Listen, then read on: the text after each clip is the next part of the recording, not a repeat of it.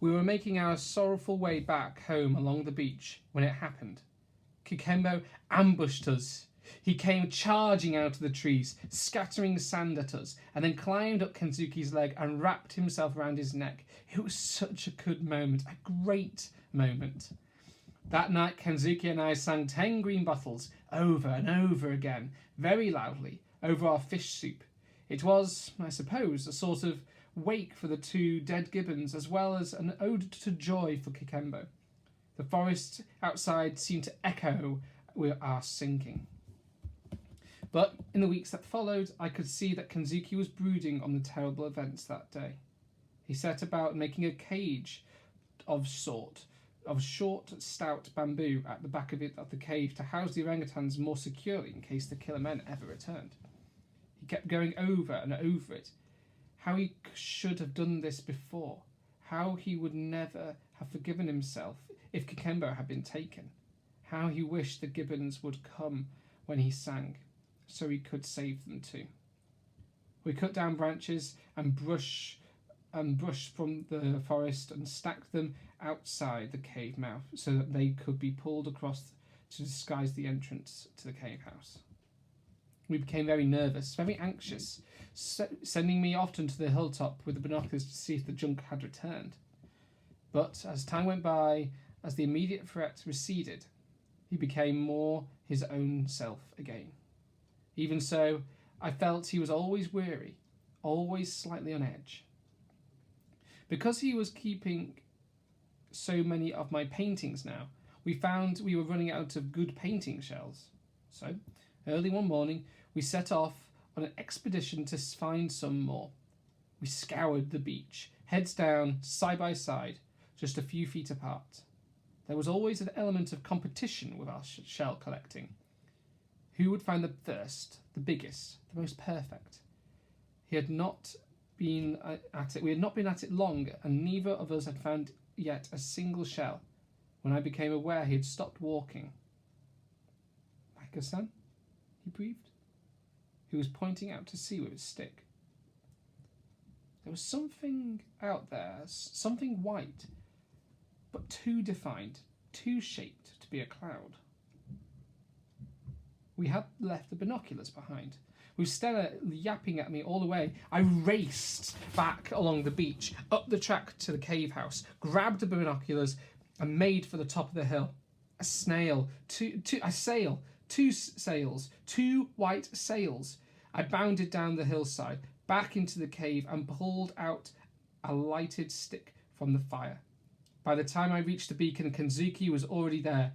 He took the binoculars from me and looked for himself. "Can I light it?" I asked. "Can I?" "All right, Micah-san," he said. "All right." I thrust the lighted stick deep into the beacon, it in amongst the dry leaves and twigs at its core. It lit almost instantly, and very soon flames were roaring up the wood, licking out at us as the wind took them. We backed away at the sudden heat of it. I was disappointed that there were so many flames. I wanted smoke, not flames. I wanted towering clouds of smoke. "Don't worry, Micah-san. Let you see this thing for sure. You see." We took turns with binoculars. Still the yacht had not turned. They had not seen it. The smoke was beginning to billow up into the sky. Desperately, I threw more and more wood into the fire until it was a roaring inferno of flame and dense smoke. I'd thrown on almost the very last wood we had collected when Kensuke said suddenly, "Micah-san, it is coming. I think the boat is coming." He handed me the binoculars. The yacht was turning. It was very definitely turning, but I couldn't make out whether it was turning towards us or away from us. "I don't know," I said. I'm not sure." He took the binoculars off me. "I tell you, Micah-san, it come this way. They see us, I am very sure. It come to our island." Moments later, as the wind filled the sails, I knew he was right. We hugged each other, there on the hilltop beside the blazing beacon. I leaped up and down like a wild thing, and Stella went mad with me. Every time I looked through the binoculars now, the yacht was coming in closer. "She's a big yacht," I said. "I can't see her flag." "Dark blue hull, like the Peggy Sue." Only then, as I said it out loud, did I begin to hope that it could possibly be her. Gradually, hope turned into belief, and belief into certainty. I saw a blue cap, my mother's cap. It was them. It was them. Kensuke! I cried, still looking through the binoculars. Kensuke, it's the Peggy Sue! It is! They've come back for me! They've come back for me! But Kensuke did not reply. When I looked round, I discovered he was not there. I found him sitting at the mouth of the cave house, with my football on his lap. He looked up at me, and I already knew from the look in his eyes what he was going to tell me. He stood up, put his hands on my shoulders, and looked me deep in the eyes. You listen to me very good now, Micah-san, he said. I am far too old for that new world you tell me about. It is a very exciting world, but it is not my world. My world was Japan, long time ago. And now my world is here. I think about it for a long time. If Kimmy is alive, if Micaiah is alive, then they think I am dead, long time ago. I would be like a ghost coming home. I am not the same person. They not same either. And besides, I have family here. Orangutan family. Maybe killer men come again. Who look after them then? No, I stay on my island. This is my place. This is Kensuke's kingdom. Emperor must stay in his kingdom. Look after his people. Emperor does not run away. Not honourable thing to do. I could see there was no point in pleading or arguing or protesting. He put his forehead against mine and let me cry. You go now, he went on. Before you go, you promise 3 things. First, you paint every day of your life. So one day you'll be a great artist like Hokosui. Second, you think of me sometime. Often maybe, when you're home in England. When you look up at the full moon, you think of me, and I do the same for you. That way, we never forget each other. Last thing, you promise, and very important to me. Very important you say nothing of this. Nothing of me. You came, and you come here alone. You alone here in this place. Understand? I not here. After 10 years, you say what you like. All that left of me then is bones. It not matter any more then. I want no one come looking for me. I stay here. I live life in peace. No people. People come. No peace. You understand? You keep secret for me, Micah? You promise? I promise, I said. He smiled and gave me my football. You take football. You very good at football, but you very much better painter. You go now. And with his arm round my shoulder, he took me outside. You go, he said.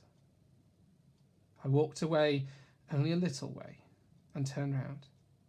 He was still standing at the mouth of the cave. You go now, please. And he bowed to me. I bowed back. Sayonara, Micah-san, he said. It has been honour to know you. Great honour of my life. I hadn't the voice to reply. Blinded with tears, I ran off down the track. Stella didn't come at once, but by the time I reached the edge of the forest, she had caught up with me. She raced out onto the beach, barking at the Peggy Sue. But I stayed there. I was hidden in the shadow of the trees and cried out all my tears. I watched the Peggy Sue come sailing in. It was indeed my mother and my father on board. They had seen Stella by now and were calling to her. She was barking her silly head off. I saw the anchor go down. Goodbye, Kensuke, I whispered. I took a deep breath and ran out onto the sand, waving and yelling. I splashed out into the shallows to meet them. My mother just cried and hugged me till I thought I'd break. She kept saying over and over again, "Didn't I tell you we'd find him? Didn't I tell you?" The first words my father said were, "Hello, monkey face." For almost a year, my mother and father had searched for me. No one would help them. No one would believe I could still be alive. Not a chance in a million, they said. My father, too, he later admitted, had given up me for dead. But never my mother. So far as she was concerned, I was alive. I had to be alive. She simply knew it in her heart. So they had sailed from island to island, searching until they had found me. Not a miracle, just faith. Postscript. 4 years after this book was published, I received this letter. Dear Michael, I write to tell you in my bad English that my name is Micaiah Ogawa. I am the son of Dr. Kensuke Ogawa. Until I read your book, I thought my father had died in the war. My mother died only 3 years ago, still believing this. As you say in your book, we lived in Nagasaki, but we were very lucky. Before the bomb fell, we went into the countryside to see my grandmother for a few days. So we lived. I've no memories of my father, only some photographs and your book. It would be a pleasure to talk to someone who knew my father as you did. Maybe one day we could meet. I hope so. With my best wishes, Micaiah Ogawa. A month after receiving this letter, I went to Japan and I met Micaiah. He laughs just like his fathers did. I really hope you enjoyed the story. As you know, it's one of my favourites, and I look forward to talking to you about it when you get back to school. And I hope we'll see you. I'll see you soon.